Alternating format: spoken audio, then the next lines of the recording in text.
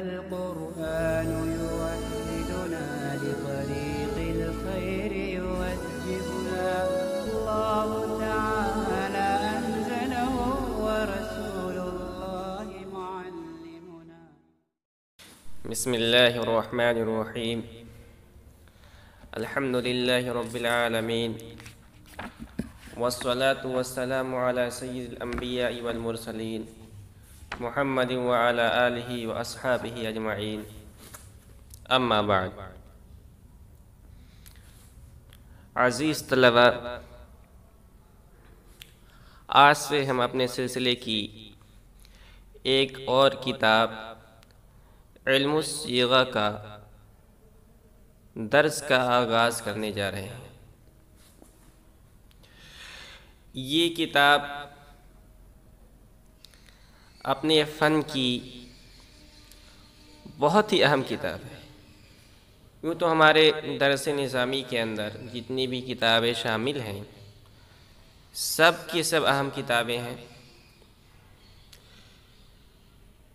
لیکن ان کتابوں میں بھی کچھ کتابیں ایسی ہیں جو بہت زیادہ اہمیت کے حامل ہیں.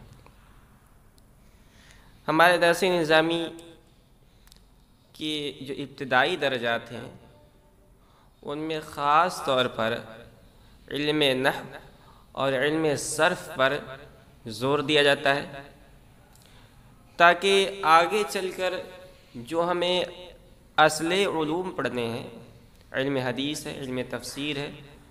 اصل تو ان سب کتابوں کے پڑھنے کا مقصد یہ ہے کہ جو دین کا اصل سرچشمہ ہے یعنی قرآن و حدیث اس کو سمجھا جائے.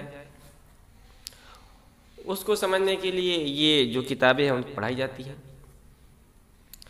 تو جو ابتدائی درجات ہیں اس کے اندر یہی زور دیا جاتا ہے کہ طلبہ علم نحو اور علم صرف کے اندر پختہ ہو جائیں، تاکہ مثال کے طور پر اگر حدیث ہمیں پڑھنی ہے آگے چل کر تو حدیث میں پڑھنے میں ہم غلطی سے محفوظ ہو جائیں.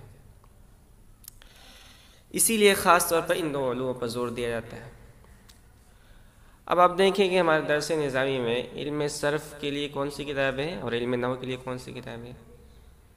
شروع کے اندر علم نحو میں نحومیر پڑھا دی جاتی ہے جو یاد کرنے کی کتاب ہے. اس کے بعد ہدایت النحو پڑھائی جاتی ہے جو یاد کرنے اور سمجھنے دونوں کتابیں، دونوں اہم کتابیں ہیں. اسی طرح علم صرف کے اندر سب سے پہلے میزان الصرف پڑھائی جاتی ہے، ساتھ میں منشعب بھی ہے جو یاد کرنے کی کتاب ہے. اور اس کے بعد علم الصیغہ کو پڑھایا جاتا ہے جو یاد کرنے کے ساتھ ساتھ سمجھنے کی بھی کتاب ہے. تو یہ کتاب کتنی اہم کیوں ہے؟ اس لیے کہ اس کتاب کے بارے میں خود صاحب کتاب نے کہا ہے کہ ہماری جو کتاب ہے اس کو اب اگر آپ پڑھ لیں گے تو علم صرف کی جو دیگر کتابیں ہیں ان تمام کتابوں سے بے نیاز کر دیں گے. اور کسی کتاب کے بارے میں کسی نے ایسا دعویٰ نہیں کیا ہے. صاحب ہدایت النحو نے تو اپنی کتاب کے بارے میں مثال کے طور پر علم نحو کے اندر ہے کہا ہے کہ ہماری کتاب یہ قافیہ کی ترتیب پر ہے، باب در باب، فصل در فصل. لیکن انہوں نے دعویٰ نہیں کیا کہ آپ جو ہے ہدایت النحو اگر پڑھ لیں گے تو آپ کو قافیہ کی ضرورت نہیں پڑے گی، شرح جامع کی ضرورت نہیں پڑے گی. اسی طرح صاحب میزان نے بھی کوئی دعویٰ نہیں کیا ہے. مگر اس کتاب کے بارے میں خود مصنف رحمۃ اللہ علیہ نے جو ایک عظیم الشان مصنف ہیں انہوں نے کہا ہے کہ میں نے اس کتاب کو اس اندازے پہ لکھا ہے کہ اگر آپ اس کتاب کو پڑھ لیں گے تو آپ کو میزان، منشعب، پنجگن، زبدہ، صرف میر یہ صاحب نحومیر کی دوسری کتاب ہے جو علم صرف کے اندر ہے، ان تمام کتابوں کی ضرورت نہیں پڑے گی. یعنی ان تمام کتابوں کا خلاصہ ہماری اس کتاب کے اندر اور ساتھ ساتھ جو اس کے اندر دیگر فوائد بھی ہیں. اسی لیے آپ اس کتاب کو کیا کہتے ہیں اہمیت دیں اور اس کتاب کو ہم جیسے جیسے پڑھاتے جائیں گے پڑھیں، سمجھنے کی کوشش کریں اور یاد بھی کریں اس کو. تو کتاب کے شروع کرنے سے پہلے جو ہمارے ترتیب رہی ہے کہ ہم کتاب کے شروع میں ہم طلبہ کو بہت زیادہ باتیں نہیں بتلاتے ہیں، چند ابتدائی باتیں بتلاتے ہیں. عام طور پر 4 باتیں بتلاتے ہیں کتاب کے بارے میں، اس کو ہم بتلا دیتے ہیں. تو سب سے پہلے کتاب کا نام کیا ہے یہ ہم جانیں گے، اور اس کا مطلب کیا ہے یہ جانیں گے ہم، اور اس کے بعد صاحب کتاب کے بارے میں مختصراً جانیں گے، کتاب کے موضوع کے بارے میں جانیں گے، اور کتاب کی ترتیب کے بارے میں جانیں گے۔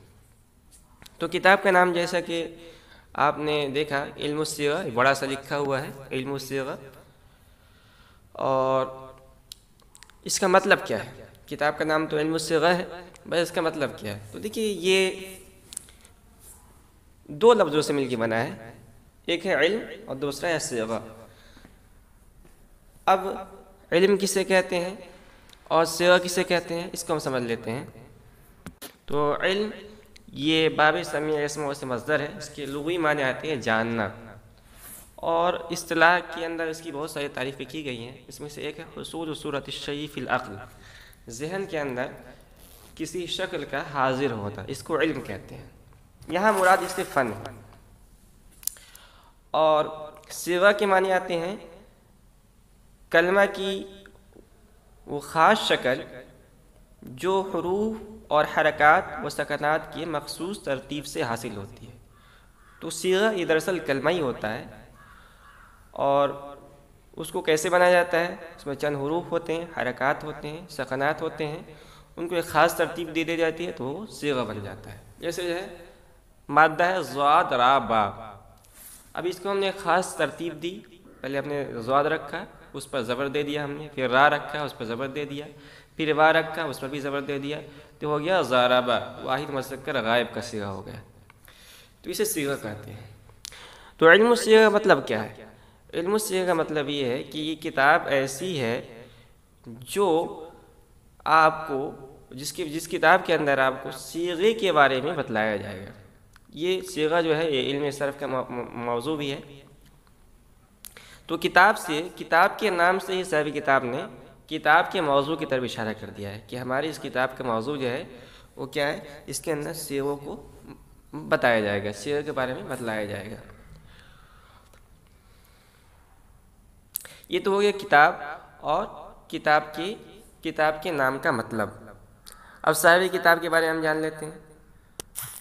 تو اس کتاب کے مصنف کا نام عنایت احمد ہے، اور ان کے والد کا نام منشی محمد بخش ہے، اور ان کے دادا کا نام تھا منشی غلام محمد۔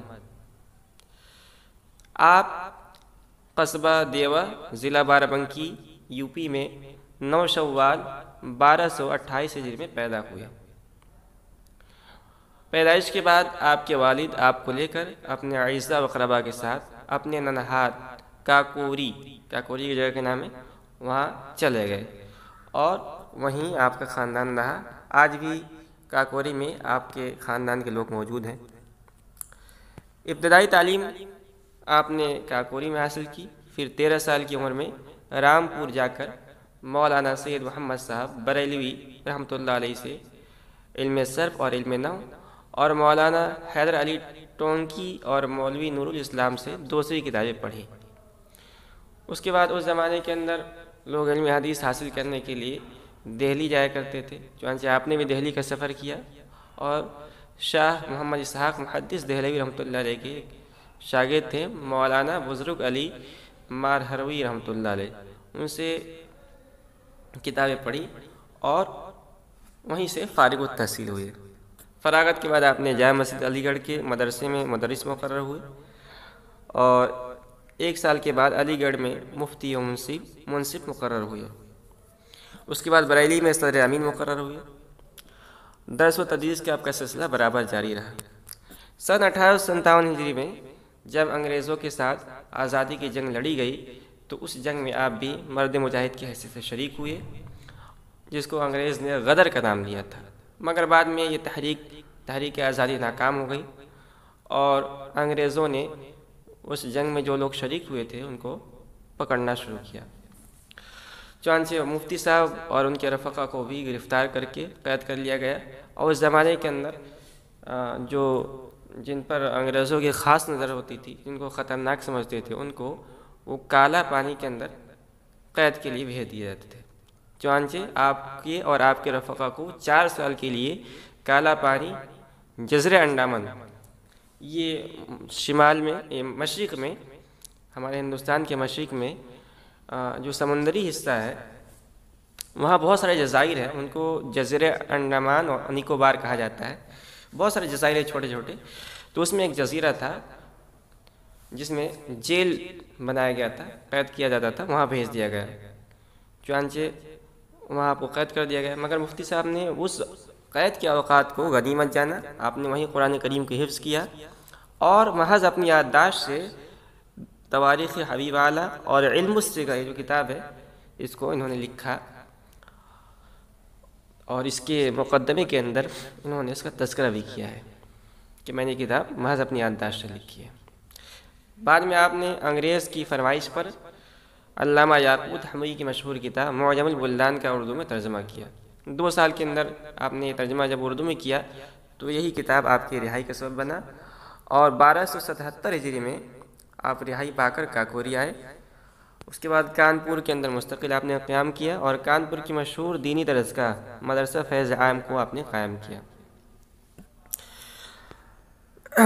اس کے بعد